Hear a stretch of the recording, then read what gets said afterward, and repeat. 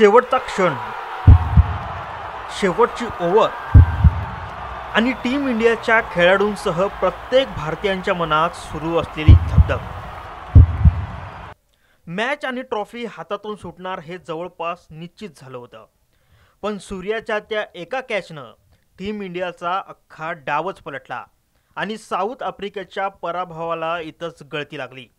सूर्याने असं काय केलं, शेवटच्या क्षणी नेमकं काय घडलं, या सर्व प्रश्नांची उत्तरं जाणून घेण्यासाठी हा व्हिडिओ शेवटपर्यंत पहा आणि साम टीव्हीला फॉलो करायला विसरू नका।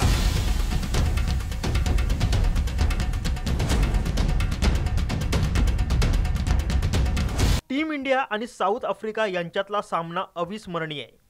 टीम इंडियानं आफ्रिकेला 177 धावांचं आव्हान दिलं होतं। हे आव्हान पेलण्यासाठी आफ्रिकेच्या प्रत्येक प्लेयरनं आपली बाजी पणाला लावली होती।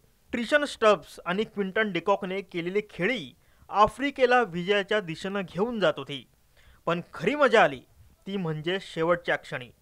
साऊथ आफ्रिका विजयाच्या अगदी जवळ होता। एक ओव्हरमध्ये आफ्रिकेला 16 धावांची गरज होती।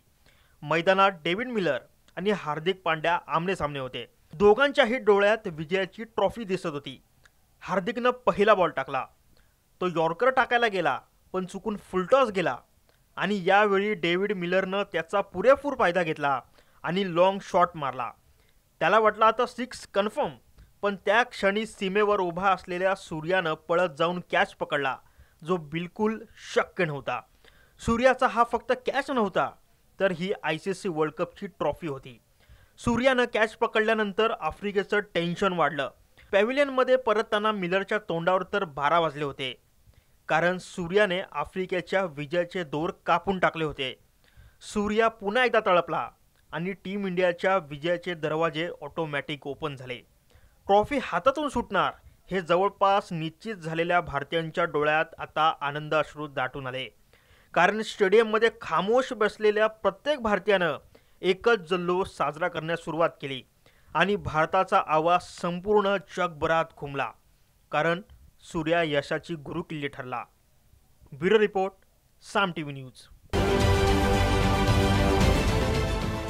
देश विदेशातील प्रत्येक घडामोडींचे लाईव्ह अपडेट मिळवण्यासाठी आता साम टीव्हीच्या सर्व सोशल मीडिया प्लॅटफॉर्मला लाईक, फॉलो आणि सबस्क्राईब करा। तसंच सर्व नोटिफिकेशनसाठी बेल आयकॉन प्रेस करायला विसरू नका।